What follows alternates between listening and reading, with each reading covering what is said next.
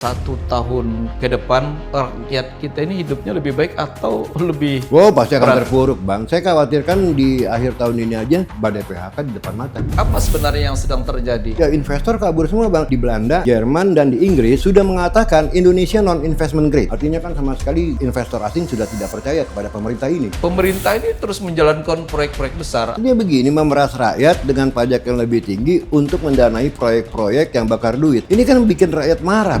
Memangnya rakyat tolol? Ini salah kaprah. Setiap pemerintahan itu tugasnya menciptakan lapangan kerja, bukan ngasih makan bergizi gratis. Rakyat tidak minta itu. Yang rakyat minta adalah lapangan kerja. Bukan minta dikasih makan kayak ayam, ya. Bukan minta dikasih makan kayak kambing. Ini aja paradigmanya udah salah sejak awal. Kalau sampai andalan ekspor kita ini jebol, nggak ada yang mau beli, Bang. Dolar ke 50.000 bisa loh, Bang. Ke Kayak tahun 50.000 bisa, Bang. Karena kita udah nggak punya devisa yang masuk. Kan ramalan saya terbukti.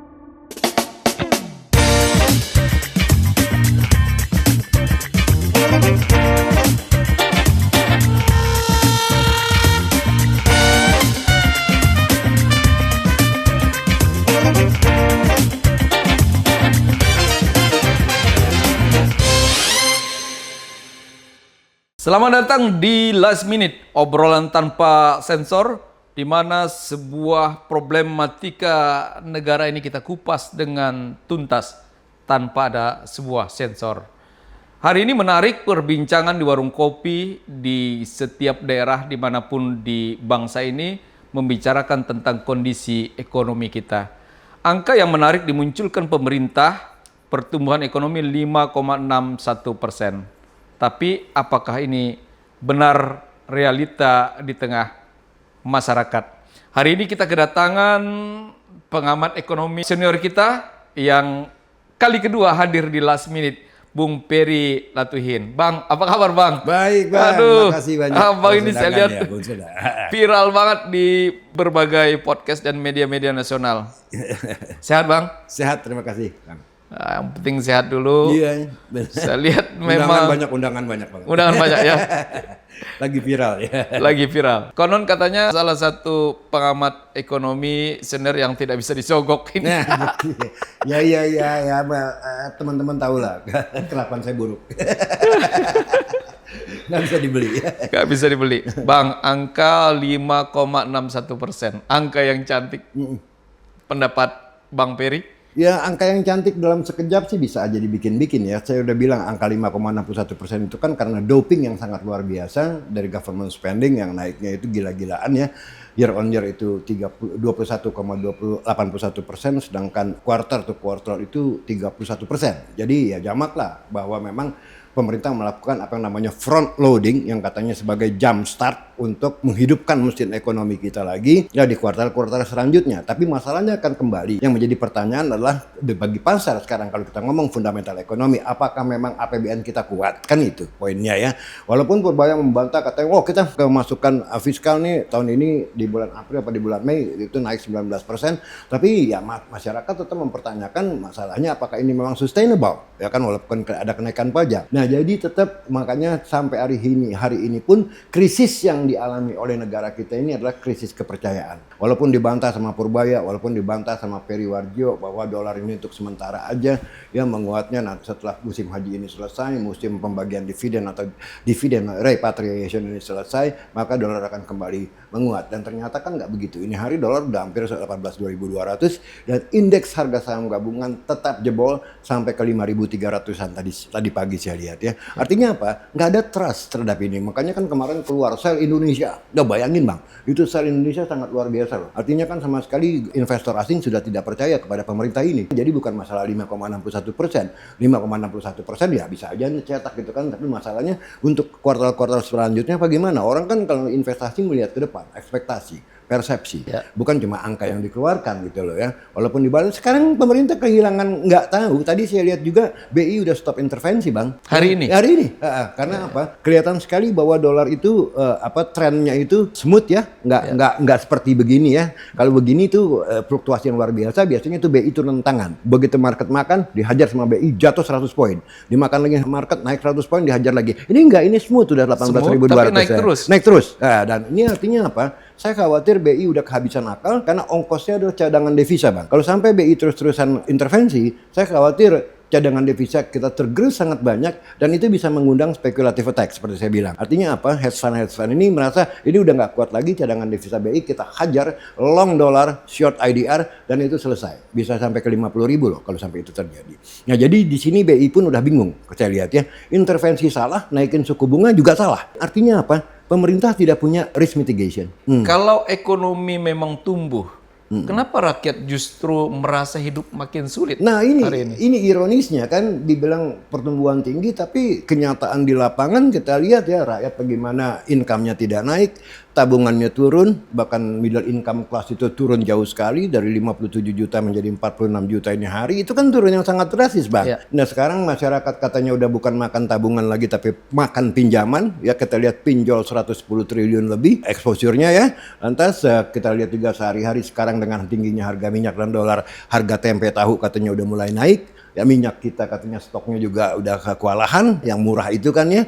Nah kalau pakai minyak goreng yang lain kita lihat yang 1 kilo itu 36.000 sekarang, 1 liter per 1 kilo itu sekarang udah 44-45.000, Bang. Harga cabai meledak ke atas 100.000 katanya kemarin ya. Nah ini kan sama sekali artinya pertumbuhan itu tidak berkualitas. Kalau toh pertumbuhan itu sebetulnya cuma karena doping. Kalau tanpa doping kan kita udah hitung ulang. Paling cuma 4,4% gitu loh. Nah ini menjadi pertanyaan gitu loh. Kalau Bang Ferry turun ke pasar tradisional, apa yang Abang lihat beda dibanding laporan resmi pemerintah? Ya kita lihat aja dari YouTube, dari detik.com, dari koran-koran ya bagaimana masyarakat sudah mulai mengeluh harga-harga barang konsumen itu sudah mulai merangkak naik sementara income mereka tidak jelas. Mau tidak mau dengan tingginya harga minyak ya kan dengan tingginya dolar pastilah Bang kebutuhan dasar kita juga kena karena kan kita kan tempe aja kan bahan bakunya kedelai, tempe tahu kan masih impor ya kan. Gula juga mungkin kita masih impor berjuta-juta ton. Lantas beras dibilang swasembada atau harga beras naik 2.000 perak per liter. Nah selebihnya ya belum lagi nanti kalau soal pertanian harga pupuk naik akibat perang Timur Tengah. Jadi nggak ada yang bisa mengatakan bahwa ekonomi kita baik-baik saja dan ekonomi kita akan tumbuh 5,8% sampai 6% yang dikatakan oleh Purbaya. Kenyataannya beda, Bang. Di lapangan tuh kenyataannya beda, nggak seperti impian Purbaya ya. Atau narasi Purbaya gitu loh. Nah data kan menunjukkan kelas menengah yang terus tertekan nih Bang Ferry. Dan daya beli melemah.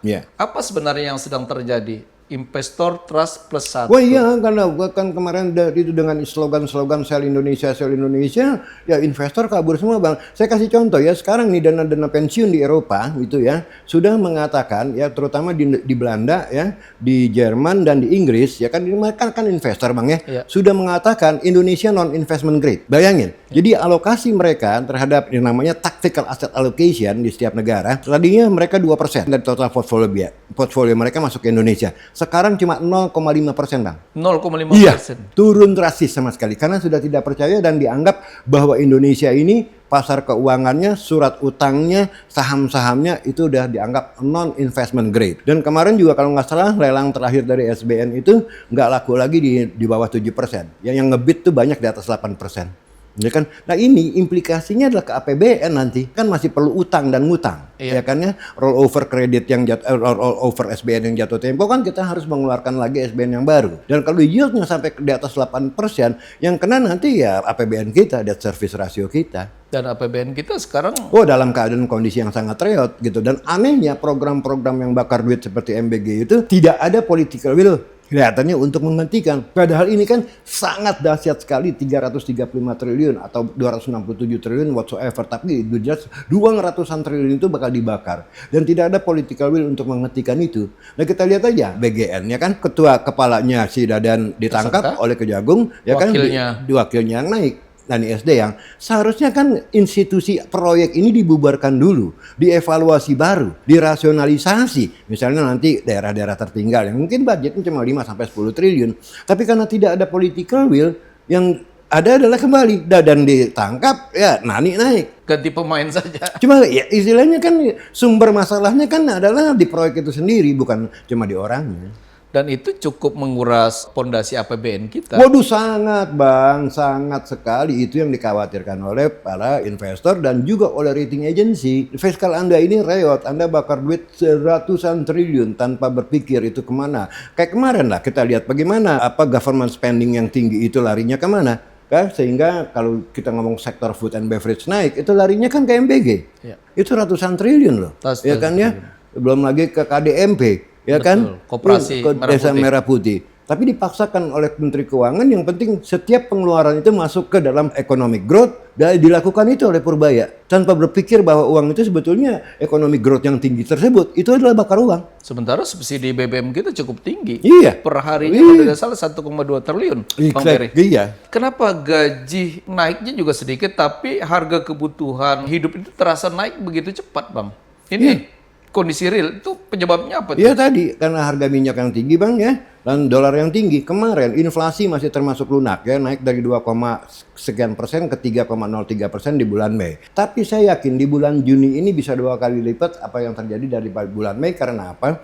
Karena sekarang nih pass through dari harga minyak dan dolar itu semakin kencang ke dalam produk akhir konsumen. Ini mungkin bisa 5-6% ya, dan mungkin juga bisa double digit. Kalau kita teruskan, karena apa? Harga minyak nggak turun-turun Bang. Ini kan minyak nih, semua produk nggak menggunakan minyak istilahnya ya. Semua, belum lagi katanya LPG udah susah. Nah kita lihat kemarin bagaimana di Sumatera itu terjadi blackout ya, PLN ya, sampai 8 jam ya. Sampai 8 jam. Ya, saya khawatir itu bukan technical problem tapi financial problem. Karena apa? PLN dengan dolar di 16.500 saja udah kaing-kaing dia. Sebab kan dia bayar kepada IPP kan dalam bentuk dolar, ya kan? Nah itulah makanya saya bilang, belum lagi nanti orang mempertanyakan Pertamina nih bagaimana nih? Kuat nggak sih duitnya? Ngomong Pertamina kan dengan subsidi BBM kan, itu subsidi dan kompensasinya baru dibayar akhir tahun. Nah, apakah Indonesia sedang kehilangan mesin konsumsi yang selama ini menopang ekonomi kita, Bang? Ya kalau kita lihat dari porsinya terhadap GDP itu kan 54% masih konsumsi rumah tangga Bang ya. Nah ini mengerikan sebab kalau sampai konsumsi ini sebagai the driver of the economic growth nanti melemah daya belinya, ya bukan tidak mungkin ya kita mengalami zero growth, atau bukan tidak mungkin kita mengalami krisis atau resesi. Jadi sesuatu yang bukan mustahil gitu loh, bahwa itu terjadi. Makanya orang tetap ke buying dolar karena outlook ekonomi kita di mata investor asing sampai dibilang sell Indonesia. Itu bisa panjang loh Bang. Bisa panjang. Bisa panjang, jangka pendek bisa jangka panjang juga. Karena kalau sampai mereka tidak lagi mau melihat Indonesia karena sangat risiko sekali, ya terutama buat mereka tadi ya, takutnya adalah nanti economic stability berubah menjadi political instability. Nah, ini yang menjadi perhitungan mereka. Kalau sampai ke ranah politik, ini Indonesia buat mereka tidak menarik sama sekali gitu loh ya. Iya, dan tidak aman untuk investasi. Tidak aman untuk investasi. Iya. Bang Ferry, ini kan ancaman PHK kembali menghantui sektor real, tekstil, elektronik, otomotif hingga ke manufaktur. Seberapa serius sih ancaman ini? Serius sekali Bang, karena kalau dolar tinggi dan harga minyak tinggi itu kan double impact ya. Di satu pihak harga minyaknya udah tinggi, di lain pihak kita beli minyak dengan dolar, ya lebih tinggi lagi kan, ya kan? Nah ini menurut saya seluruh sektor bakal kena across the board. Across the board. Across the board. Nah inilah yang mengkhawatirkan saya. Sementara pemerintah sampai saat ini belum menjawab. Ya pemerintah cuma bilang ekonomi kita fundamentalnya kuat, terutama Purbaya ya. Ini kayaknya nih persepsi pasar salah menurut Purbaya kan gitu. Soalnya dia lebih pintar dari pasar. Dia suruh serok nanti IHSG 8.000. Ternyata dari 6.000 lebih jatuh lagi ke 5.300. Dalam dolar sementara nih 18.000 nih ya, kayak semacam anomali mungkin dianggapnya. Kan balik 16.000. Nggak percaya. Jadi pemerintah nih dengan narasi-narasi yang seperti itu mengatakan bahwa I don't know what to do. Ini kan ketika kunjungan Presiden Prabowo ke beberapa negara itu konon katanya menyedot investasi masuk begitu besar, tapi sesungguhnya lapangan kerja tidak tumbuh secepat yang diharapkan. Ya, ini problem apa sebenarnya? Iya kalau dibilang investasi bakal datang berbondong-bondong kemari ya kita pertanyakan lagi bener apa enggak narasi itu kan gitu Bang. Kalau cuma sekedar MOU Bang, satu negara lain ya itu wajar lah. Ya Abang kan datang ke rumah orang, ke rumah saya misalnya. Oke Pak Ferry, Bang Ferry, ya. Oke ya kita deal ya ini itu. Masa saya bilang enggak, ini kan enggak sopan juga ya. Oke lah Bang kita coba ya. Tapi kan belum tentu saya juga satu saat akan memenuhi janji itu. Namanya juga MOU. Ya namanya juga MOU, nggak bisa Tidak dipegang. secara hukum, Iya. Ini kan pemerintah melihat gelombang PHK ini, apa salah baca atau bagaimana pendapat Bang Peri? Gini, denial Bang. Ya sebetulnya ini denial, sekarang begini. Melihat mukanya buruk di cermin, bukannya mereka dia dandan, tapi cerminnya dibelah. Ini denial gitu loh, yang merasa dirinya, oh enggak lah, negara kita negara besar, apa aja kita punya. Jangan khawatir, kita akan menjadi negara keempat terbesar di dunia pada tahun sekian dan sekian. Pokoknya aman Indonesia, Purbaya senyum, dolar aman. Pak Presiden narasikannya begitu kan ya. Jadi kalau lihat kenyataan ini hari apa yang aman? Apalagi kalau sampai dolar sampai ke 20.000, apalagi sampai ke 25.000. Dan yang saya ngeri Bang, ini masalahnya kita udah dimusuhin oleh lembaga-lembaga internasional. Ya seperti IMF, World Bank, and ADB. Karena apa? Karena ulahnya Purbaya. The Economist mengatakan bahwa Prabowo is jeopardizing our economy. Dia bilang itu majalah bego. Bank Dunia mengeluarkan angka 4,7%. Dia bilang dia harus minta maaf sama saya, kata Purbaya. Karena Purbaya maunya mungkin Bank Dunia bikin 6% atau 8%. Ini kan oblak ya, kayak koplak ya. Kalau menurut saya tingkah laku Menteri Keuangan seperti itu gitu loh ya. Nggak ada intelektualnya sama sekali. Dan saya harap Pak Prabowo menggantilah Menteri Keuangan ini yang sama sekali tidak disukai oleh lembaga-lembaga internasional. Apalagi oleh pasar gitu loh ya. Ini my suggestion. Kemarin ada rumor katanya Pak Hatip Basri akan menggantikan Purbaya. Tapi hari ini tidak ada kabar ya, katanya mau dilantik ini hari. Kayaknya mungkin Pak Hatip Basri juga nggak mau. Dalam arti ya saya mau asal memenuhi persyaratan saya nggak mau lah menjadi pikiran saya atau beban saya ngebenahin rumah yang kusut tanpa Anda mau membantu saya, kan begitu. Nggak mungkin lah saya bisa benahin rumah yang kusut ini, perlu bantuan dari presiden misalnya ya. Nah itu nggak ada gitu loh ya. Jadi soal ini ya business as usual. Jadi denial gitu loh. Seolah-olah biasa-biasa tidak ada apa-apa. Nggak ada apa-apa gitu kan, walaupun dilihat. Tapi bisa juga di balik layar mereka bingung, mereka panik. Ya, walaupun itu tidak terekspos oleh publik. Kan don't know what to do. BI naikin suku bunga salah. Ya, apalagi nurunin. Gitu kan ya. Sekarang mau lelang SBN, bidnya di atas 8%. Kan begitu Bang. Sementara di luar sana Bang, Treasury nih sekarang udah mulai naik. 4,52 kemarin saya lihat 10-year Treasury yield. Ini tekanan tambahan terhadap rupiah. Dolar lebih menarik daripada Dolar lebih menarik. Iya, daripada pegang rupiah. Baru-baru juga ada kebijakan pemerintah ekspor energi satu pintu, baik Wah, sawit, itu jadi bencana Bang. batu bara.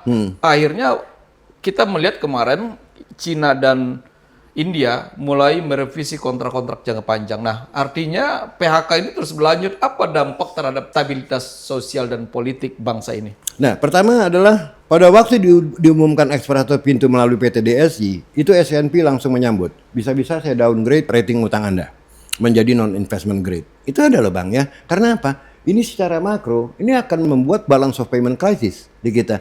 Karena apa? Ekspor kita Bang, andalan kita itu kan ya hasil bumi. Hasil bumi. Sementara sekarang hasil bumi nggak ada yang mau beli. Dari pihak buyer saya Cina dan India bilang saya nggak mau beli dari Indonesia. Karena saya tidak bisa percaya apakah kontrak saya akan dilakukan gitu kan ya dengan adanya institusi baru ini. Selebihnya dari pihak eksportir sendiri, saya dengar beberapa pengusaha tambang sudah menawarkan untuk menjualnya kepada pihak lain. Karena apa? Mereka takut bahwa PT DSI ini dia jadikan alat pemerasan. Ada ketakutan yang luar biasa. Ada luar biasa kan, bisa aja Bang. Ya kan saya bilang sama Abang, Abang mau bayar berapa ke saya supaya lolos barang Abang? Kan bisa. Ya. Atau saya bilang begini, saya biarkan Abang mati, saya take over. Kan bisa. Ini salah kaprah. Saya bukan berpihak kepada pemain sawit dan batu bara ya Bang ya. Tapi akibat makronya, kalau sampai ekspor kita, andalan ekspor kita ini jebol, nggak ada yang mau beli Bang. Dolar ke 50.000 bisa loh Bang. Ke 50.000 bisa ya? Bang. Karena kita udah nggak punya devisa yang masuk. Ini sangat dahsyat loh, simple. Bisa Bang. Sangat bisa. Makanya kan kemarin begitu diumumkan PT DSI langsung jebol market. Market punya rasional sendiri, punya nalar sendiri mau kemana ekonomi kita. Udah gitu lebih gila lagi, keluar lagi PP-nya, yaitu bahwa Danantara Holdings ya bisa minta duit kepada APBN untuk proyek-proyek mereka. Dan lebih gila lagi, saya khawatir nanti Danantara dipakai sebagai vehicle, sebagai kendaraan untuk mengeluarkan obligasi ngutang yang diteruskan kepada pemerintah. Ini akan menjadi 1MDB seperti Malaysia. Saat rakyat mengeluh soal pekerjaan, kemudian daya beli yang drastis menurun, ditambah pajak UMKM 0,5% menjadi 22%. Nah, di satu sisi pemerintah ini terus menjalankan proyek-proyek besar, ada MBG, ada Koperasi Desa Merah Putih. Apakah prioritas anggaran kita itu sudah tepat menurut Bang Iya Ferry. kan artinya begini, memeras rakyat dengan pajak yang lebih tinggi untuk mendanai proyek-proyek yang bakar duit. Kan begitu Bang. Iya, iya. Ini kan bikin rakyat marah Bang. Memangnya rakyat tolol. Sekarang nih kalau bisa semua orang dipajakin gitu loh.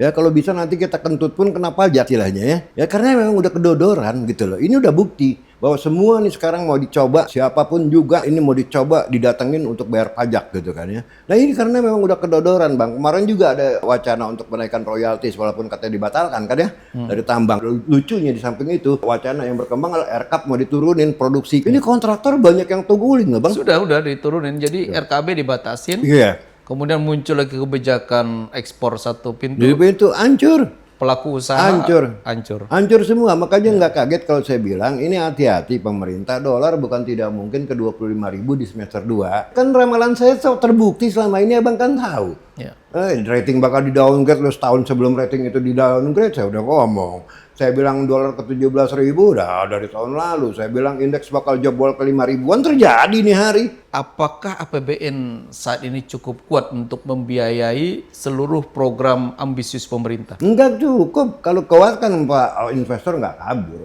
Nggak cukup Bang, ini yang menjadi pertanyaan dan tidak ada political will untuk, bukan memangkas ya. Ini program-program bakal duit harus diberhentikan dulu, dievaluasi ulang dan udah terbukti seperti MBG itu jadi program bancakan. Dari tahun lalu saya udah ngomong di TV-TV, saya bilang ini yang namanya program MBG ini bukan investasi, ini program bancakan. Nggak ada yang berani ngomong, cuman saya mau di TV-TV ya. Maaf aja ya, saya sih ngomong apa adanya. Apa risiko terbesar generasi mendatang Bang harus menanggung biaya dari keputusan ekonomi hari ini? Ya ngeri Bang ya, kalau kita lihat nih kan sekarang ini istilahnya beban utang ini kan nanti akan diteruskan kepada generasi yang akan datang. Dan mereka akan menerima beban yang begitu berat, sementara kita lihat bagaimana manufacturing sektor kita, penyerap tenaga kita, itu kan outputnya terhadap GDP kan turun terus Bang. Ya. Dari 30% sampai ke 18% ini hari, dan mungkin akan turun lagi ke 17 sampai 16% kalau ngelihat ke depan 2-3 tahun mendatang. Artinya apa? Sektor yang menciptakan lapangan kerja itu semakin tipis outputnya terhadap GDP. Nah fenomena sekarang yang kita lihat sehari-hari sekarang, bagaimana orang-orang yang kena PHK lari dari formal sektor karena di PHK ke informal sektor. Misalnya kemarin saya berapa kali itu akibat PHK mereka jadi sopir Gojek. Ya kan? Nah anehnya operator-operator ini pun dibunuh oleh pemerintah. Ya Pak Prabowo mengumumkan pada waktu May Day bahwa ojol itu commission fee-nya diturunkan dari 20% ke 8%, sementara kita tahu ya bahwa ojol itu, ojek online itu adalah yang menampung tenaga kerja yang lari, yang kena PHK dari formal sektor ke informal sektor. Ini aneh gitu loh. Satu perusahaan atau bisnis yang bisa menampung pengangguran malah mau dibunuh dengan perpresnya. Grab katanya ada wacana mau berhenti untuk ojek. Itu 7 juta orang loh Bang menampung. Coba bayangin kalau satu orang aja bisa menghidupkan 3 orang di rumahnya. Coba kali Bang, kali 3, kali 4, 20 juta lebih itu yang bakal menjadi korban. Ini akibat Pak Prabowo tidak paham bisnis ini. Jadi populis sekali, ingin mendapatkan simpati dari ojek online, padahal beliau membunuh bisnis ini yang menolong. Yang menolong sebenarnya.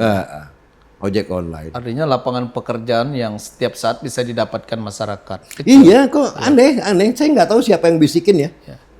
Kalau ekonomi terus melambat, sebenarnya program mana yang pertama kali harus dievaluasi? Ya inilah MBG lah, dimoratoriumkan dulu, dievaluasi lagi, dirasionalisasi. Paling dana yang dibutuhkan itu kalau kita fokus kepada yang benar-benar membutuhkan MBG, bukan nggak ada Bang, ada ya kan di daerah-daerah tertinggal, yang 3T disebutnya. Nah itu paling cuma jumlahnya paling cuma 5 juta orang, ya 4 juta orang, tidak 83 juta mulut. Ini kan ini sampai ke sekolah, bahkan kampus dipaksa loh untuk menerima MBG. Ini kan udah aneh. Yang awalnya katanya untuk mencegah stunting, kok sekarang jadi kayak mau masuk ke kampus-kampus, bahkan mau bikin di Arab Saudi. Ya itu kan menarik. Itu kan gila ya. Gilanya tuh nggak ada batasnya gitu loh ya. Sehingga kayaknya nih pemerintah ini show of force. Nggak, lu jangan macam-macam kalau protes-protes. Semau gue aja. Ini gila Bang. Ini sangat gila. Nah dengan angka pertumbuhan 5,61% yang dirilis pemerintah, ini pertanyaannya paling menohok nih Bang. Siapa sebenarnya paling menikmati pertumbuhan ekonomi Indonesia hari ini kalau bicara angka Ya itu 5,61? ya itulah yang orang-orang yang merunning MBG kan lari duitnya ke sana. sama Koperasi Desa Merah Putih. Bagaimana kita dengar kabar-kabar bahwa untuk membangun satu gedung koperasi di tiap titik itu katanya budgetnya 1,6 miliar, tapi kontraktornya cuma terima 800 juta. Berarti secara tidak langsung ini Bang Peri ingin mengatakan jurang pemisah antara orang kaya dengan rakyat miskin ini makin lebar ya? Wah, makin lebar ini. Yang happy ya rent seeker ya, orang-orang yang mencari menggunakan kesempatan rezim yang menurut saya koplak ini ya. Apa penyebabnya Bang yang di bangsa ini di Indonesia yang kaya makin kaya, yang miskin ini makin susah untuk bertahan hidup? Ya tadi kebijakan-kebijakannya yang boleh dibilang kebijakan-kebijakan yang aneh, yang rawan korupsi, yang jelas-jelas menjadi bancakan proyek-proyek itu dibikin dan tidak ada political will sampai hari ini untuk menghentikannya. Apakah pemerintah ini lagi asik mengejar angka pertumbuhan ekonomi sehingga lupa mengejar bagaimana masyarakat itu bisa sejahtera di kalangan bawah? Gini, satu Bang, ya kan pemerintahan apapun juga. Kalau kita ngomong ideologi, apakah Anda kapitalis, apakah Anda liberal, apakah Anda sosialis. Setiap pemerintahan itu tugasnya menciptakan lapangan kerja Bang. Bukan ngasih makan bergizi gratis, ngasih makan gratis gitu. Rakyat tidak minta itu. Yang dia minta, rakyat minta adalah lapangan kerja. Ya dengan bekerja mereka mendapatkan income. Mereka bisa membiayai anak di sekolah. Mereka bisa menghidupkan keluarganya, bukan minta dikasih makan kayak ayam, ya, bukan minta dikasih makan kayak kambing. Ini aja paradigmanya udah salah sejak awal. Sebab apa? Nggak fokus kepada penciptaan lapangan kerja. Katanya MBG akan menciptakan 19 juta lapangan kerja. Mana buktinya? Wong KPK udah bilang kok, ekonomi yang berputar itu cuma 5%. 5%? Iya, dari MBG. Itu kan penelitian KPK. Jadi kok masih mau dipaksakan? Kalau tidak ada perubahan kebijakan yang besar 1 tahun ke depan, rakyat kita ini hidupnya lebih baik atau lebih Wow, pasti akan terpuruk Bang. Saya khawatirkan di akhir tahun ini aja pertumbuhan ekonomi kita bisa negatif. Dengan tingginya harga minyak, dengan tingginya dolar, dengan tingginya inflasi, ya apalagi kalau double digit, itu gelombang PHK sangat dahsyat di depan mata. Dan itu kalau nggak salah dikatakan oleh Pak Agus Gumiwang ya. Kalau saya nggak salah pernah dikatakan ketika pada waktu rilis BPS 5,61%, Pak Agus kalau saya tidak salah mengatakan di salah satu harian yang dikutip oleh salah satu harian bahwa badai PHK di depan mata. Saya ingin jawaban Prof. Ferry yang jujur. Ekonomi Indonesia sehat hari ini? Enggak sehat, jauh dari sehat. Kalau sehat ya dolar nggak lari terus ke 18.000 Bang. Harga indeks harga saham gabungan nggak jauh. Ini market kita paling parah loh di dunia. Pada saat Asia itu naik ngacir gila-gilang, kita tetap didam. Juga currency kita. Pada saat currency lain menguat terhadap dolar, kita tetap didam rupiah. Berarti kan boroknya di negeri sendiri. Jangan nyalain global lah. Daya beli masyarakat membaik atau menurun? Ya udah jelas memburuk banget Bang. Ya kan harga cabai udah naik 115.000 katanya. Aduh, ancaman PHK kita nyata atau ilustrasi? Nyata. Ya? Kemarin kan Sanyo juga udah PHK, KSPI udah bilang 3 bulan mendatang itu 9.000 orang loh yang terancam pekerjaannya. Enggak, nah ini akan memburuk dan sangat memburuk, dan bahayanya pemerintah tidak tahu mau ngapain. Kelas menengah ini sedang tertekan atau happy? Udah pasti lah tertekan banget, udah bukan makan tabungan lagi, makan pinjol. Bagaimana dengan utang luar negeri kita? Nah ini menjadi question mark ya kan ya. Kalau utang luar negeri ini kan sekarang kita kalau dolar naik terus, utang kita dalam dolar pastilah kena kan ya, akibat dolar naik ya kan. Walaupun Purbaya bilang dia akan roadshow ke Cina, ke Inggris, katanya siapa yang mau beli surat utang lu kalau nggak preminya tinggi. Dalam kondisi seperti ini mau beli Pandabon lah, Kue Tiao Bon lah, Bakpao Bon lah, itu kan cuma narasi-narasi yang ngawur gitu kan. Indonesia berisiko menghadapi krisis sosial akibat tekanan ekonomi beberapa bulan yang akan datang. Iya. Pendapat Prof gimana? Iya betul, karena apa? Masalah ekonomi itu masalah perut Bang ya. Kita lihat sekarang aja begal dari mana-mana loh. Hati-hati loh teman-teman ya, sekarang udah tidak aman ya. Lantas selebihnya kalau menurut saya sih nanti akan ada apa yang namanya affordability crisis.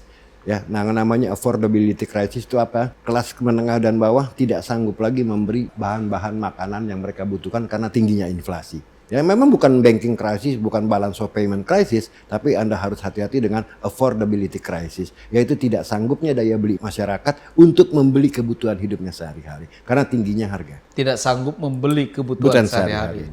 Keren. Ya itu. Aduh. Bang Ferry. Ya. Ini kan namanya Bang Ferry, saya lihat di beberapa media yang beredar bahwa salah satu incaran pemerintah untuk menjadi penasihat ekonomi presiden. Nah, jika hari ini Pak Prabowo Subianto duduk dengan Anda, Prof. Ferry, apa kira-kira satu kalimat yang ingin Bapak sampaikan untuk menyelamatkan ekonomi Indonesia? Satu kalimat dengan 2 poin ya kalau menurut saya. Poin pertama adalah hapus dulu, moratoriumkan dulu program-program yang memakan duit APBN begitu besarnya. 1 MBG. Yang kedua adalah alutsista. Yang alutsista kan kita beli ya Bang ya. Dan itu tidak beli dari luar, akibatnya adalah bahwa neraca pembayaran kita juga negatif nantinya ya. Yang kedua, itu tidak menciptakan lapangan kerja di dalam negeri, tapi di luar negeri sana ya, yang kita beli dari mana kita beli alutsista itu. Nah, selebihnya poin yang kedua adalah reshuffle kabinet.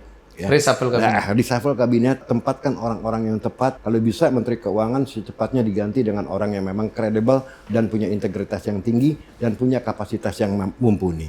Itu aja. Sebab sampai saat ini orang masih melihat Purbaya sebagai the root of all evil. Mudah-mudahan Presiden Republik Indonesia mendengar podcast kita dan menonton secara real apa yang disampaikan oleh Prof. Ferry. Sangat realita di tengah saya to the point kehidupan aja. masyarakat. Pemirsa Last Minute, rakyat tidak makan angka pertumbuhan. Rakyat makan dari pekerjaan, kemudian dari penghasilan. Dan rakyat ingin masa depan anak-anaknya lebih terjamin di masa yang akan datang. Sampai ketemu di episode selanjutnya di Last Minute. Saya Surpani Sulaiman. See you. Assalamualaikum warahmatullahi wabarakatuh. Thank you, Prof. Terima kasih Bang keren. Surpani. Terima kasih.